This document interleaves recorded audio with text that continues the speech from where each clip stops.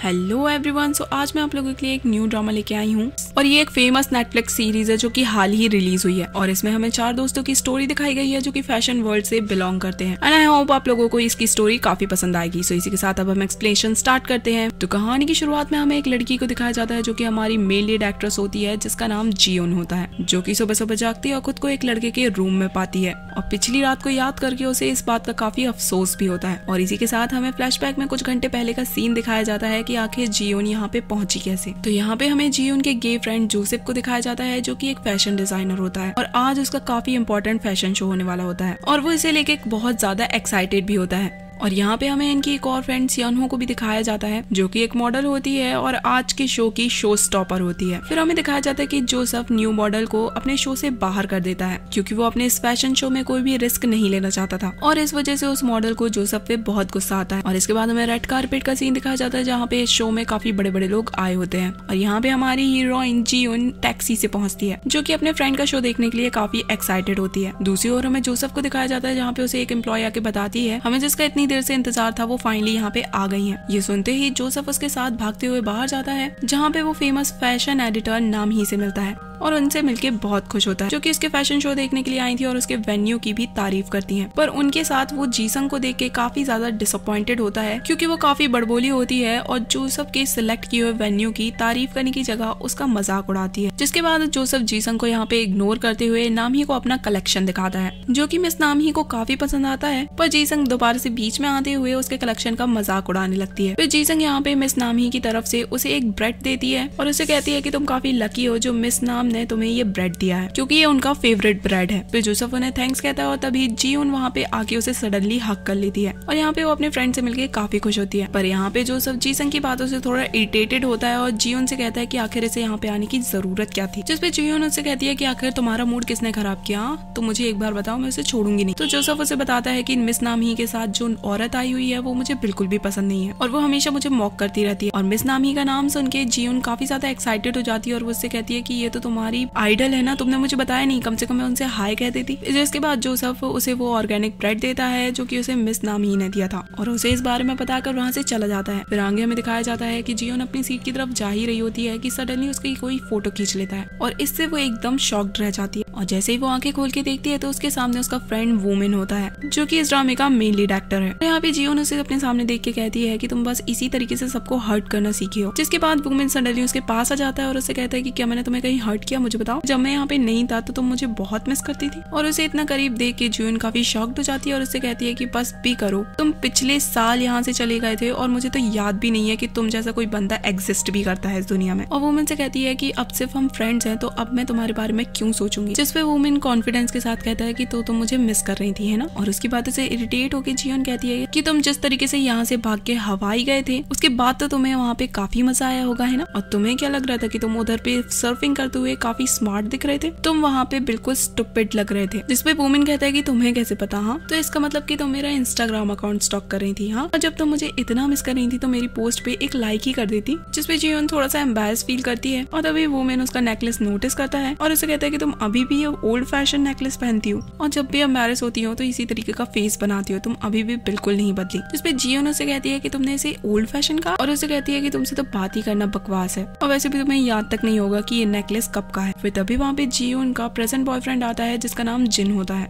यहाँ पे वुमेन खुद को उससे इंट्रोड्यूस करता है और उसे बताता है कि मैं जियोन का एक्स बॉयफ्रेंड रह चुका हूँ। ये सुन के जियोन भी शॉक्ड हो जाती है कि आखिर ये बताने की क्या जरूरत है। यहाँ पे जिन कुछ भी रिएक्ट नहीं करता है तो वुमेन उसे कहता है कि अब हम सिर्फ फ्रेंड्स हैं। जिसके बाद जियोन उसे चिढ़ाकर वहाँ से चली जाती है। वुमेन उसे देख के स्माइल करता है। फिर नेक्स्ट सीन में हमें दिखाया जाता है कि जियोन अपने बॉयफ्रेंड के साथ बैठी होती है पर तभी वहाँ पे फिर से वुमेन उसे इरिटेट करने के लिए आ जाता है और उसके साथ आके बैठ जाता है। जिसके बाद वो वुमेन को इग्नोर करने की कोशिश करती है पर वुमेन उससे कहता है कि तुम्हारा ये बॉयफ्रेंड थोड़ा बहुत ठीक ही है उन बॉयफ्रेंड से जिन्हें तुमने लास्ट सीजन बनाया था। जिसपे जियोन उसे इग्नोर करके कहती है कि तुम्हें इससे क्या मतलब। जिसपे वुमेन कहता है कि पता है तुम आज बहुत ही प्रिटी लग रही हो दूसरे आदमी के बगल में बैठी हो। जिसपे जियोन उसे स्माइल करके चुप रहने के लिए कहती है। इसके बाद फाइनली फैशन शो स्टार्ट होता है जहाँ पे मॉडल्स एक एक करके रैंप वॉक करती हैं और इसके बाद शो स्टॉपर सियोनहो की एंट्री होती है और सब कुछ ठीक चल रहा होता है। पर जब फाइनली शो एंड होने वाला होता है और जोसेफ को स्टेज पे बुलाया बढ़ाया जाता है तब एन मौके पे ब्लैकआउट हो जाता है और जोसेफ जोर से चिल्लाता है फ्रस्ट्रेट होकर। और इसके बाद सीधे हमें एक क्लब का सीन दिखाया जाता है जहाँ पे जोसेफ काफी फ्रस्ट्रेटेड लुक में बैठा होता है और उसके तीनों फ्रेंड उसे यहाँ पे मोटिवेट करने की कोशिश कर रहे होते हैं, जहाँ पे जियोन उसे समझा रही होती है कि ब्लैकआउट से कोई फर्क नहीं पड़ता है क्योंकि तुमने सारे डिजाइन तो अपने ऑलरेडी दिखा दिए थे। पर जोसेफ फिर भी बहुत सैड था। और यहाँ पे हमें फ्लैशबैक में दिखाया जाता है कि जिस मॉडल को जोसेफ ने अपने शो से भगाया था उसी ने ये सब कुछ किया था। बैक टू प्रेजेंट जियोन वुमेन से कुछ कहने के लिए कहती है जिसपे वो जोसेफ से कहता है कि ब्लैकआउट से कोई फर्क नहीं पड़ता है, पर इसके साथ साथ जो तुमने लास्ट में चीखा था ना उससे तो लग रहा था कि मेरे कान ही फट जाएंगे। और इसके बाद सियोनहो जोसेफ को समझाती है कि सब लोग यहाँ पे इस सब के बाद का ड्रामा देखने चाहते हैं कि कैसे तुम उस मॉडल को ढूंढोगे जिसने ये सब कुछ किया और उसका करियर तुम बर्बाद कर दोगे। और उससे कहती है कि ये सब कुछ भूल जाओ, तुम्हें ऐसा कुछ भी करने की जरूरत नहीं है। और यहाँ पे उसे क्लब में एंजॉय करने के लिए कहती है, जिसके बाद ये चारों ही फ्रेंड चेस करके पार्टी एंजॉय करने लगते हैं और काफी खुश होते हैं। और इसी दौरान जियोन काफी ड्रंक्ड हो जाती है और वुमेन के साथ डांस कर रही होती है, जिसके बाद ये दोनों काफी क्लोज हो जाते हैं और वुमेन के घर में ये दोनों साथ में नाइट स्पेंड करते हैं, जहाँ पे जियोन का फेवरेट नेकलेस भी टूट जाता है। और फिर हमें वही सीन दिखाया जाता है जहाँ से कहानी शुरू होती है, जहाँ पे हमें जियोन को दिखाया जाता है जो कि अपना फेवरेट नेकलेस टूटा हुआ देखकर काफी ज्यादा दुखी होती है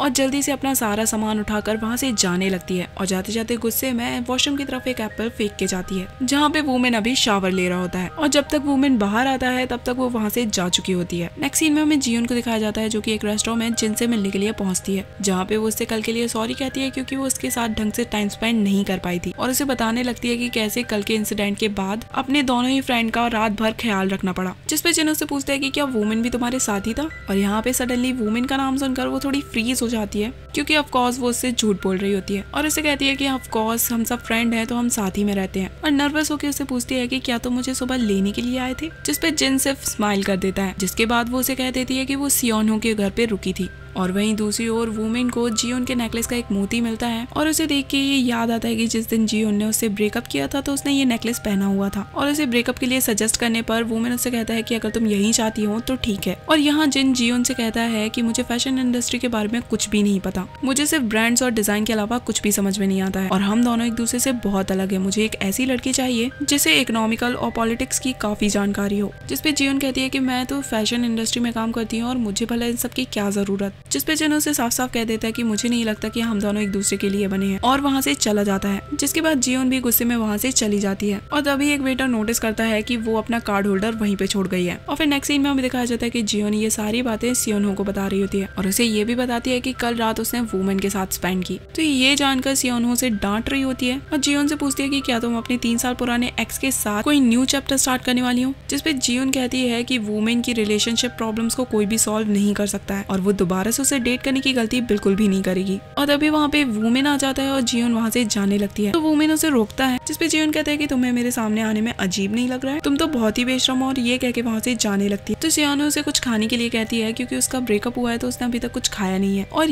ये बात सुन के वुमेन उससे कहता है कि क्या तुम्हारा फिर से ब्रेकअप हो गया और जोरों से हंसने लगता है। तो जियोन इरिटेट होकर वहाँ से चली जाती है। फिर हमें नेक्स्ट डे का सीन दिखाया जाता है जहाँ पे जियोन ऑफिस में होती है और उनके फैशन स्टोर पे जीसंग आई होती है जो कि एक स्टाइलिस्ट होती है और उसे यहाँ का कलेक्शन बिल्कुल भी पसंद नहीं आ रहा होता है। तो यहाँ पे मिस हो उसे कुछ एक्सपेंसिव ज्वेलरीज गिफ्ट करती है जिन्हें देख के वो खुश हो जाती है। और यहाँ पे जीसंग उन्हें बताती है कि मिस नामही ने इस कंपनी के साथ मुझे काम करने के लिए मना किया है। जिस पर मिस हो कहती है कि हमारी कंपनी के साथ तो पर ऐसा कुछ हुआ ही नहीं और उससे कहती है कि मैं मिस नामही से मिलने की कोशिश करूंगी। जिसपे जीसंग उसे किसी एम्प्लॉय को भेजने के लिए कहती है। जिसके बाद हमें दिखाया जाता है कि मिस हो जियोन को कन्विंस करती है कि वो जल्द से जल्द मिस नामही से जाके मिले और उन्हें कन्विंस करे कि वो उनके स्टाइल किए हुए क्लोथ्स को परचेज करें। फिर वहीं दूसरी ओर हमें सुनहो को दिखाया जाता है जो कि अपने बॉयफ्रेंड के शो में मॉडलिंग करने के लिए जाती है, पर वो उससे जाके जब मिलती है तो वो उस पर ज्यादा ध्यान नहीं दे रहा होता है। और जब वो मेकअप रूम में तैयार होने के लिए जाती है तो सभी लोग उसके बारे में काफी वियर्ड बातें कर रहे होते हैं, पर वो उन्हें इग्नोर कर देती है। नेक्स्ट सीन में हमें जियोन को दिखाया जाता है जो कि जोसेफ से मदद मांगती है कि मिस नामही को जो ऑर्गेनिक फ्रेश ब्रेड पसंद है वो कहाँ मिलते हैं। तो वो उसे एड्रेस सेंड कर देता है और वो काफी स्ट्रगल करने के बाद वहाँ पे पहुंचती है, पर वहाँ जाके उसे पता चलता है कि वो ऑर्गेनिक ब्रेड्स ऑलरेडी सोल्ड हो चुकी हैं और जो चीजें उन्हें बनाने के लिए लगती हैं वो भी ऑलरेडी खत्म हो चुकी है, जिसपे जियोन उनसे रिक्वेस्ट करने लगती है और अपनी मॉम का नेकलेस वहाँ पे रख के कहती है कि वो सारी चीजें मार्केट जाके ले आएगी, पर वो उसके लिए वो ब्रेड बना दे, जिसपे वो आदमी मान जाता है और जियोन वहाँ से मार्केट चली जाती है।